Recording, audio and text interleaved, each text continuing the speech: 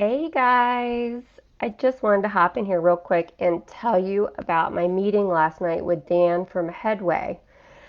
So, they seem like a great company. I'm pretty interested. I'm going to sign up with them. I'm going to work with them. I put some information in here just about the questions I asked and the answers that I got. So if you have any questions for me, let me know. It seems like essentially they are a group practice and they're able to negotiate much higher rates and then they can pass that on to the clinicians. So I shared my rate with the guy and he said that they can do a lot better for UBH. So I'm going to just try some of my UBH clients. I'm going to build them through Headway and I'm going to get paid more. So it looks like a win-win situation. I asked him, what's the downside? What's the catch? And he's like, there really is no catch. So I'm going to try it. I mean, I'm convinced that this looks like a really cool model. They do all the insurance billing for you. They do all the credentialing. You don't even have to collect the copays or anything. Like you don't have to worry about any of that. They verify benefits. They don't require you to write a note for their purposes. Of course, you have to write a note and keep it for yourself, but they're not requiring like a certain format or they don't keep track of that stuff. I'm just trying to think what else they told me. Let me go through my list here. Let's see. They are in New York, North Carolina, Virginia, Florida, Georgia, Texas, Michigan, Colorado, Washington, and New Jersey. So they're all over the place. They're definitely credentialed with United Behavioral Health. I'm not sure if it's the same for every state, but for Virginia, they're working on Cigna and Aetna.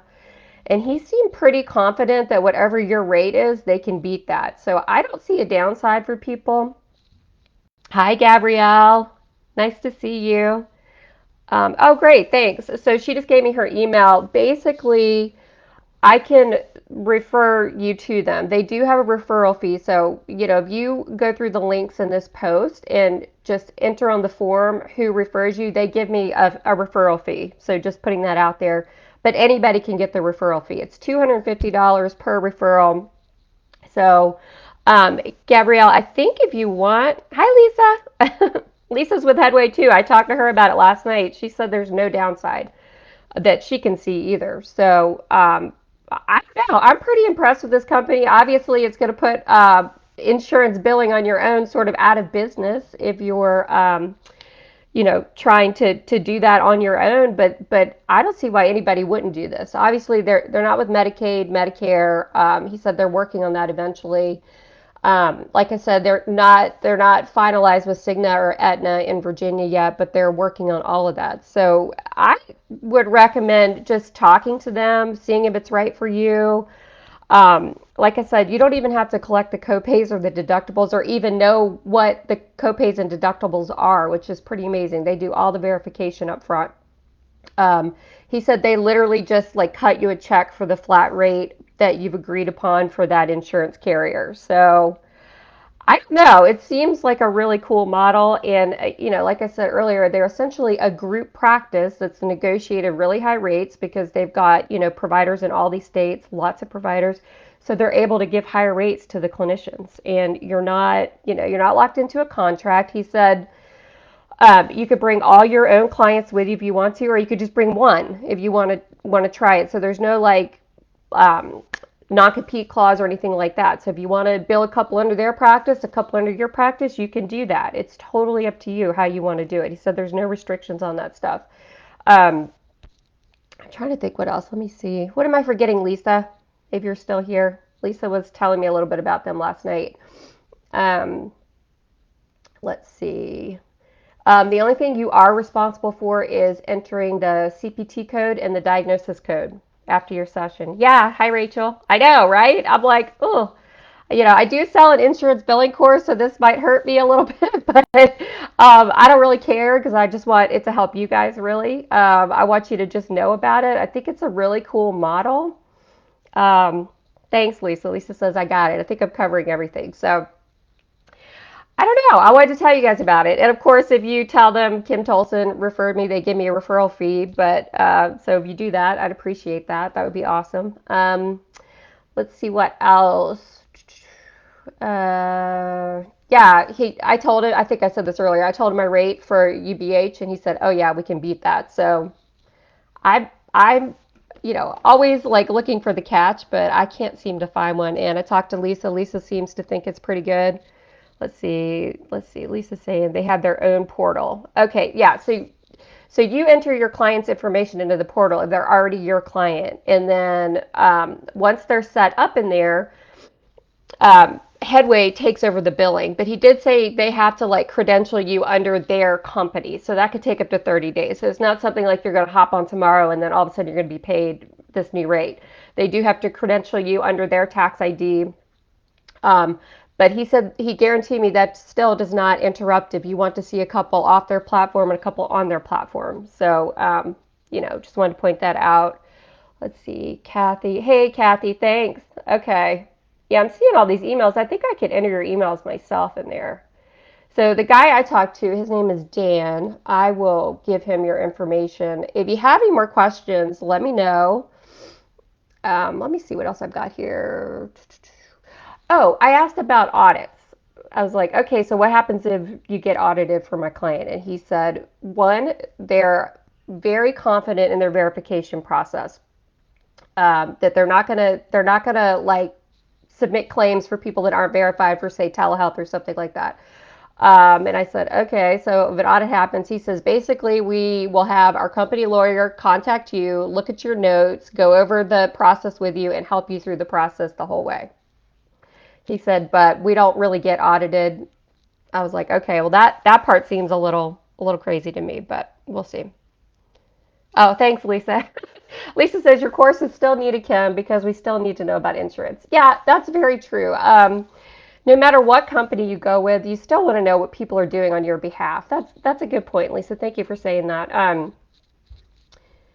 You want to know what's happening. I was sharing this with a friend last night. She's like, yeah, but how do you know they're like not fraudulently filing claims on your behalf? And I'm like, well, God, I would hope not with all these clinicians, but there's still the risk of that. So you definitely want to kind of keep an eye on what's happening with your clients and how they're being billed. Um, let's see what else. Do we have any other questions? Do you guys have any questions? I like grilled this guy, and I've been kind of messaging him this morning too. So if you have any other questions, let me know. I'm trying to think what else.